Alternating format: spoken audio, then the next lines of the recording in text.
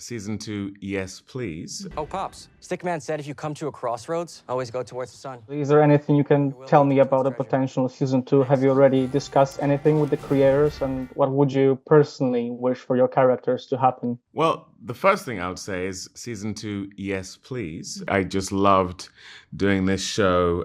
Working with Simone on this is one of the highlights of my career personally. She's just amazing, and we had such an amazing time doing the show. The great thing is that Paul has so many anecdotes, so many stories, so many adventures, so many things that I think would lend themselves to the show. So we're definitely not lacking for story. Hopefully the audience embrace the show and we'll have the opportunity to do more. Listen, you should call Apple because they're not returning my calls.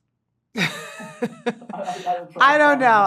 You just never know. We'll see what happens when it comes out. But, we hope people take to it. Yeah, no news yet on season 2. That would be a dream. But yeah, nothing about that yet. We do really we hope that people enjoy the first season and that we can continue to work together. Yeah, for Einstein, I feel like I would love to see what he creates with his father, if they come up with any new inventions, or I would love to see how far he takes it with pole vaulting.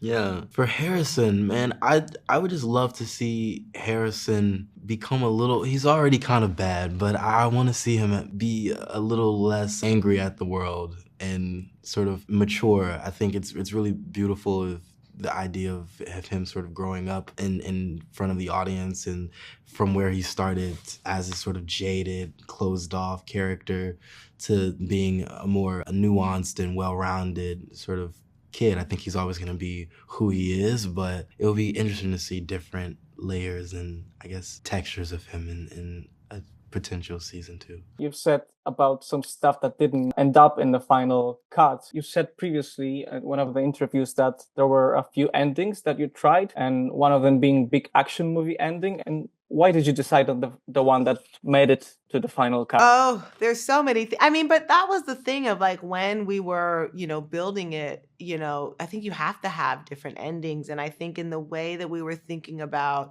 all of this independent film storytelling, and then the promise of what we were giving to the audience of we set up these characters, what do we need to have them go through for you to feel like this was a fulfilling story? And then you get there on the day and there's budget and there's time.